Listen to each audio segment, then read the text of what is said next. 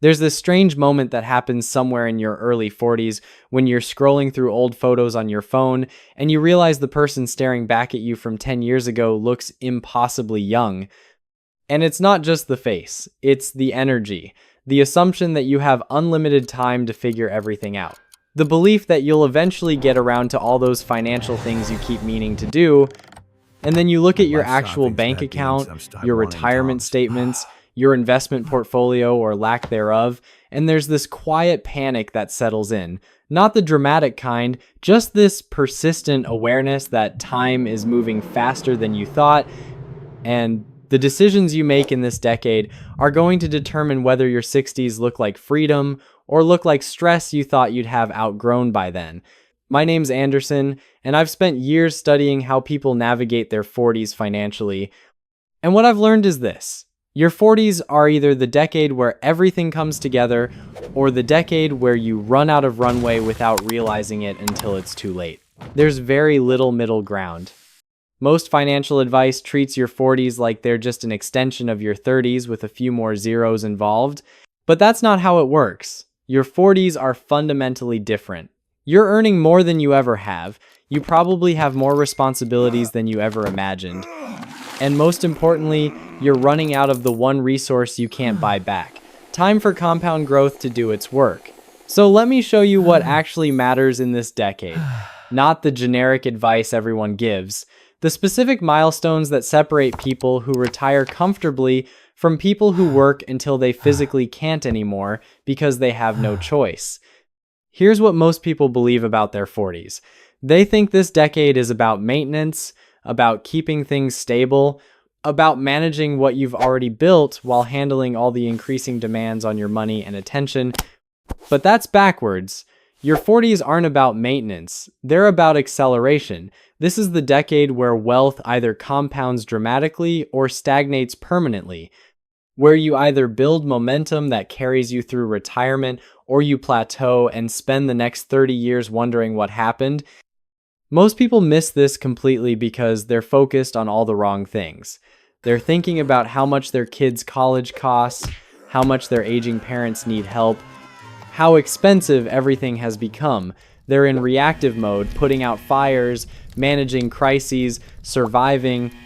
And meanwhile, the people who actually build substantial wealth in their 40s are doing something completely different. They're not reacting, they're designing, they're not trying to do everything, they're doing the specific things that compound over the time they have left. Because here's the truth nobody wants to say out loud.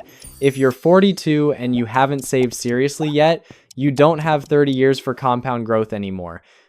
You have maybe 25 years until retirement, maybe less if your health or circumstances don't cooperate. Every year you delay now costs you exponentially more than every year you delayed in your 20s. This isn't meant to create panic. It's meant to create clarity. Because once you understand what this decade actually is, your last full decade of high earning power, combined with enough time for investments to compound meaningfully, you can make different choices. Better choices, choices that actually matter. So, let me show you the first milestone that most people in their 40s need to hit, and it's bigger than you probably want to hear. You need to have roughly 5 times your annual salary saved for retirement by 45. If you're making $80,000, that's $400,000. If you're making $120,000, that's $600,000. This includes everything: retirement accounts, investment accounts, anything earmarked for your future. Most people hear this number and immediately feel behind, and honestly, most people are behind. The median retirement savings for people in their 40s is somewhere around $80,000 to $120,000 depending on whose data you believe. That's nowhere close to the target. But here's why this specific number matters. It's the inflection point where compound growth starts doing more work than your contributions, where your money begins genuinely working harder than you do. Let's use real math. If you have $400,000 saved at 45 and you continue contributing 15% of an $80,000 salary, that's $12,000 annually at 7% returns, you'll have roughly $1.2 million by 67. That's enough to generate $48,000 per year at a 4% withdrawal rate, plus whatever Social Security provides. But if you only have 100,000 saved at 45, even with the same contributions and returns, you only reach about 650,000 by retirement. That's 26,000 per year. Combined with Social Security, you're looking at a lifestyle that's substantially more constrained than what you're living now. The gap between having 5 times your salary at 45 and having 1 times your salary is the gap between comfort and stress for the next 30 years of your life. And you're deciding which path you're on right now, whether you realize it or not. Here's what shifts psychologically when you actually hit these milestones versus when you're behind on them, because the difference is more profound than just numbers in an account. When you're behind on retirement savings in your 40s, you're operating in a state of low-level constant anxiety. Every unexpected expense feels threatening. Every market downturn feels personal. Every birthday reminds you that time is running out. You're making financial decisions from fear, taking fewer risks, staying in jobs you've outgrown, avoiding conversations about money because they're too stressful. Your brain is running the same scarcity software it ran in your 20s, except now the stakes are higher and the timeline is shorter. You can't think strategically because you're too busy managing immediate problems. It's like trying to plan a cross-country road trip while your car is on fire. But when you hit these milestones, when you've built that foundation, something fundamental changes. Not because you're suddenly wealthy, but because you've created enough stability that your brain can stop running threat assessments constantly and start thinking about opportunities instead. You're not making decisions from desperation anymore.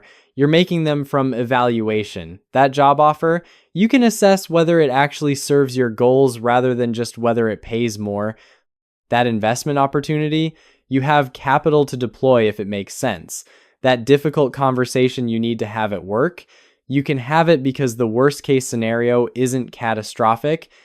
This psychological shift is what actually separates successful 40s from unsuccessful 40s. Not intelligence, not income. The ability to operate from strategy rather than survival. Now let's talk about the second major milestone, and this one's going to make some people uncomfortable. You need to eliminate all consumer debt except your mortgage by the time you're 45. Credit cards, car loans, personal loans, student loans if you still have them, all of it needs to be gone, not being paid down, not being managed, gone. Here's why. Every dollar you're sending to debt payments in your 40s is a dollar that should be compounding for retirement. And the opportunity cost at this stage is brutal. Let's say you have $300 per month in car payments, $200 in credit card minimums, and $150 in student loan payments. That's $650 monthly. That's disappearing forever. Over 20 years, the time you have left until retirement, that's $156,000 in payments. But if you eliminated that debt and invested $650 monthly instead at 8% returns, you'd have over $380,000 by retirement. You're not choosing between $650 per month and having it available. You're choosing between paying $156,000 to banks or having $380,000 in your retirement account. That's a $500,000 swing. For most people, that's the difference between retiring on time and working into your 70s because you can't afford not to. And here's what nobody tells you about debt in your 40s. It's not just about the money, it's about the mental space it occupies. Every payment you have to make is a decision you have to remember. Every creditor is a relationship you have to manage. Every minimum payment due is a small anxiety trigger. When you eliminate debt, you don't just free up cash flow. You free up cognitive bandwidth. You reduce the number of financial decisions you have to make monthly. You simplify your life in ways that allow you to focus on actually building wealth instead of managing obligations. The third milestone is building what I call deep reserves, an emergency fund that's substantially larger than the standard advice suggests. In your 20s and 30s, 6 months of expenses was probably adequate. In your 40s, you need 9 to 12 months minimum, maybe more depending on your situation. Why? Because emergencies in your 40s are exponentially more expensive. Your house needs a new roof. Your kid needs emergency dental surgery. Your parent falls and needs home modifications. Your industry goes through disruption and job searching takes 8 months instead of 3. But here's the more important reason.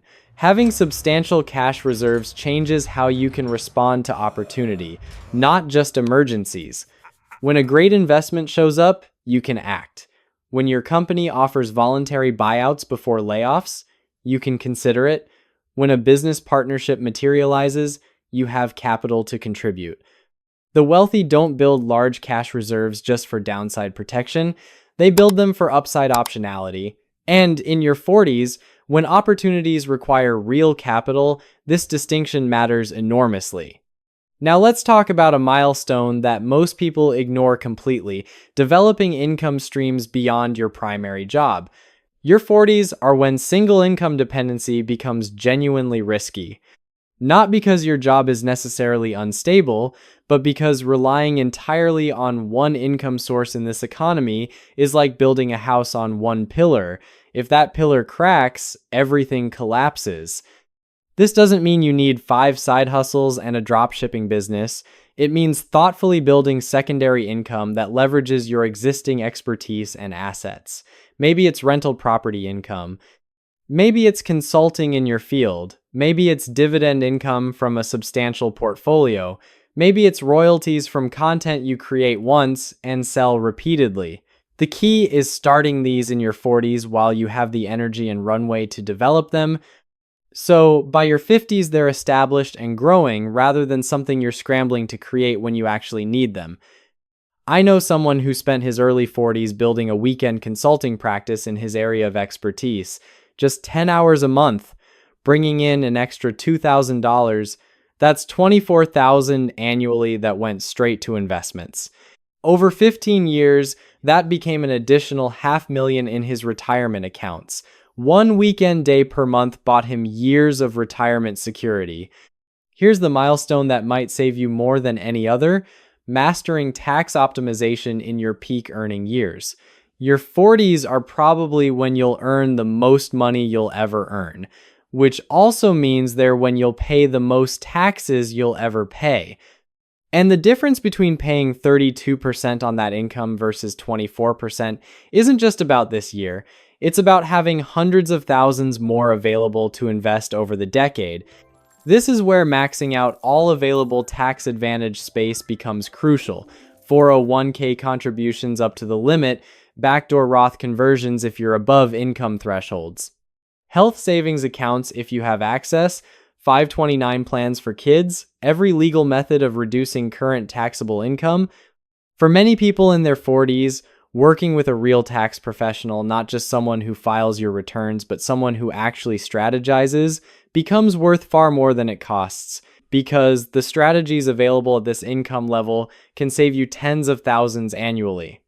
The sixth milestone is one people avoid thinking about because it's uncomfortable: addressing long-term care planning while you're still healthy enough that it's affordable.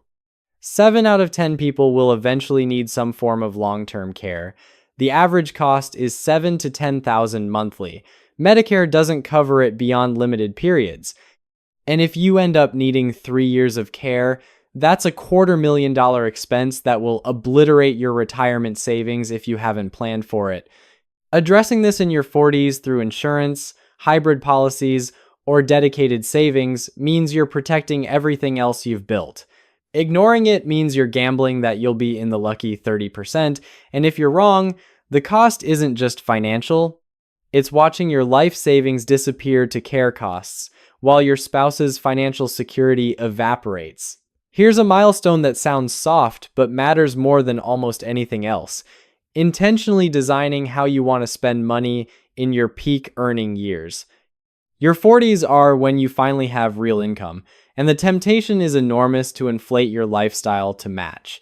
Bigger house, nicer cars, better vacations, private schools, all the things you've been postponing because you couldn't afford them. But here's the trap: every permanent lifestyle upgrade you make in your 40s is an expense you're committing to for the next 30 years.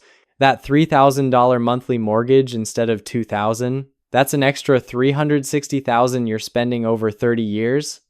Could that money have served you better as retirement security? Strategic spending means being intentional about which upgrades actually improve your life versus which ones just make you look more successful.